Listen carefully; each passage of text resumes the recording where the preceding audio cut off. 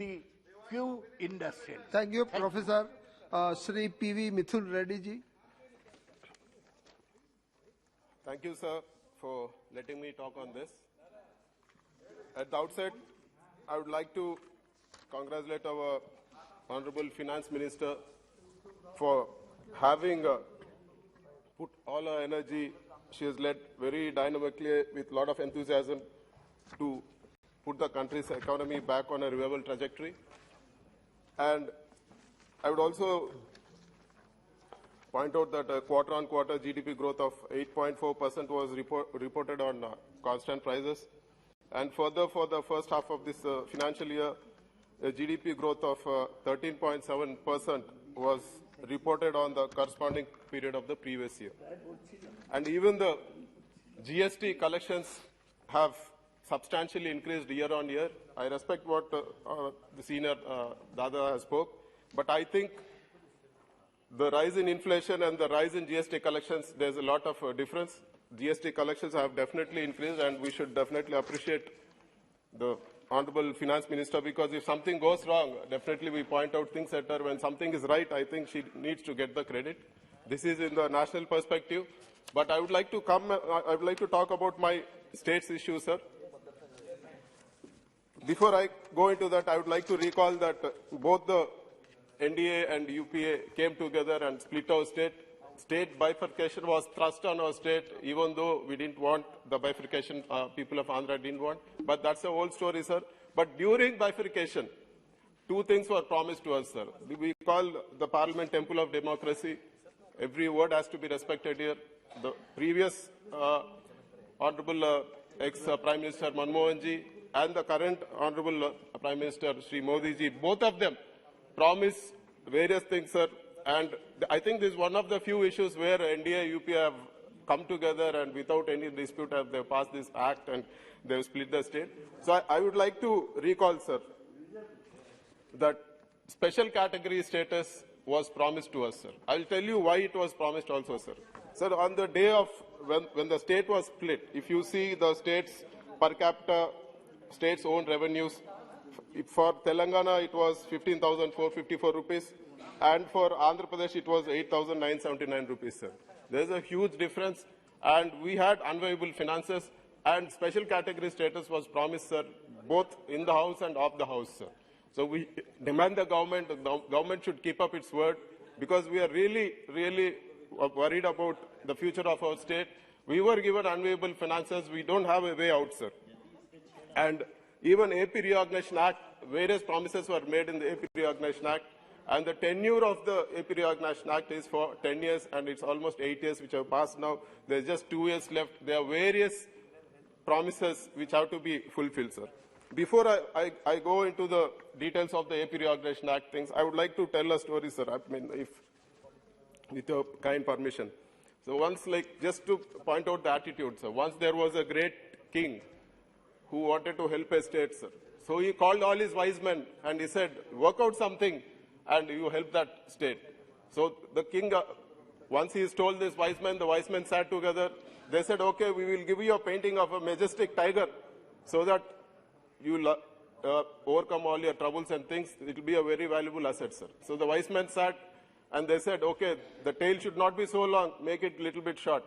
And they said, one other wise man said, so many stripes are not there in most of the tigers, so reduce the stripes. And one more person said, make the ears short. And one more wise man said, the paws are big, make them small. And finally, the people were anticipating what was there, and there was a big unveiling ceremony. Finally, it was unveiled. They found a cat, sir. It was not a tiger. It was a cat. I just want to tell this story because I want to point out the attitude, sir. All the promises made in the AP Reorganization Act, they're finding one way or the other, sir. There were some irresponsible answers, which I don't want to mention the name. They were saying the tenure of AP Reorganization Act is for 10 years, and it's only 8 years past. Still, we have 2 years to fulfill, sir. What is this sort of answer, sir? We don't accept this sort of answers. Even Polavaram project, they find n number of reasons saying a lot of funds are blocked. Even the revenue deficit gap, there have been a lot of issues which have been pointed out and not fulfilled.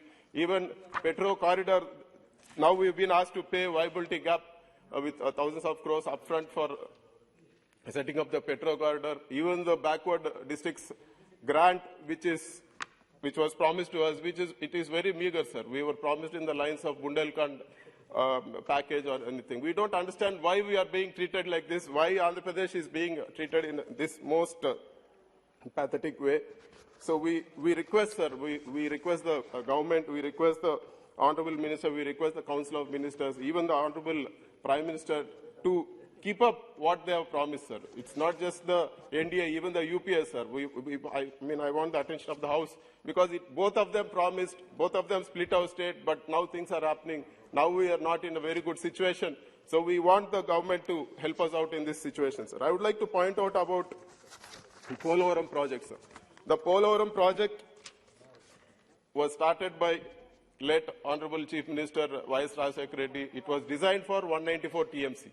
And the project was the execution started before the AP Reorganization Act was announced and before the state was split. The design was for 194 TMC, sir. But if you see, after the AP Reorganization Act was passed, and I think I should read out what was written in the AP Reorganization Act also, sir. It says the Polavaram irrigation project is hereby declared to be a national project.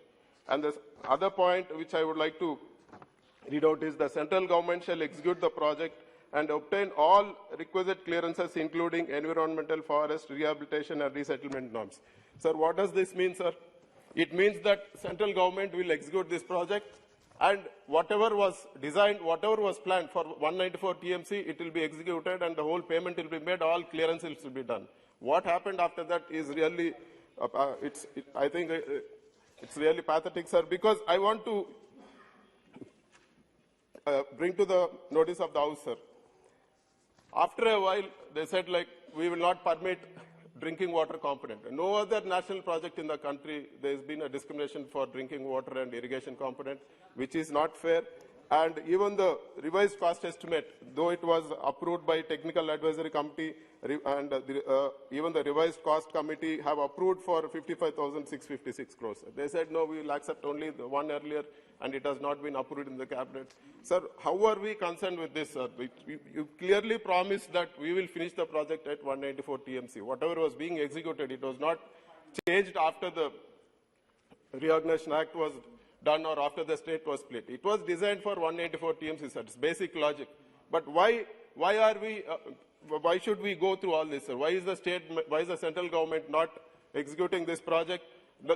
I agree, sir, they have given to the state, but it was done by the NDA, and when TDP was part of them, I don't know what transpired between them, and it was agreed that state will execute, sir.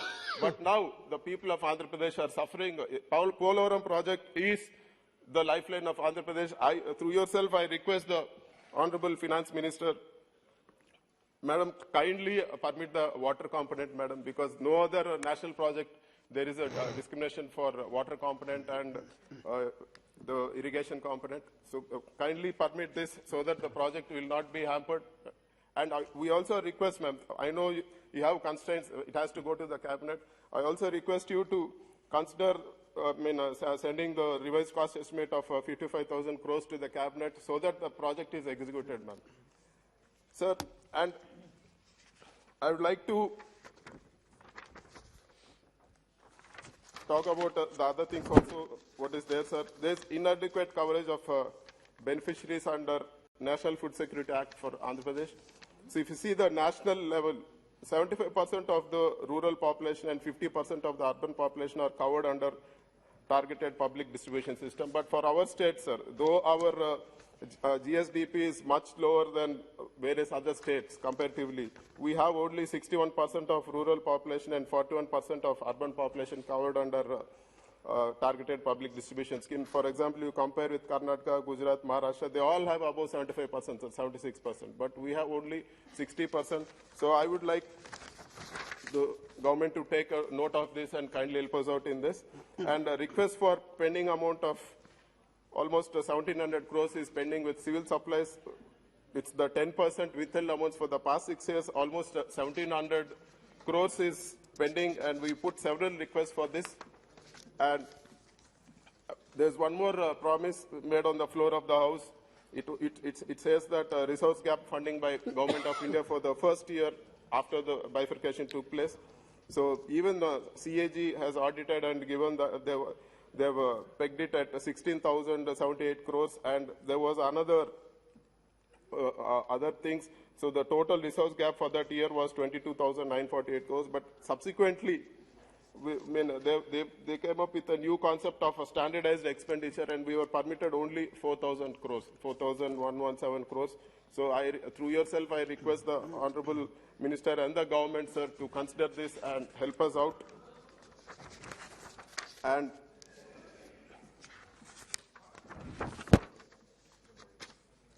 recently, floods have devastated 4 districts of Andhra Pradesh. So there was huge damage. Almost, if you see, like 44 people died. Even a SDRF constable died, and there were like 1,400 villages and almost 196 mandals which got affected, and there's huge damage which has happened. So I request through yourself, I request the government to release an amount of at least 1,000 crores as interim relief, and also depute inter-ministerial central team to assess the damage and losses caused by the heavy rains.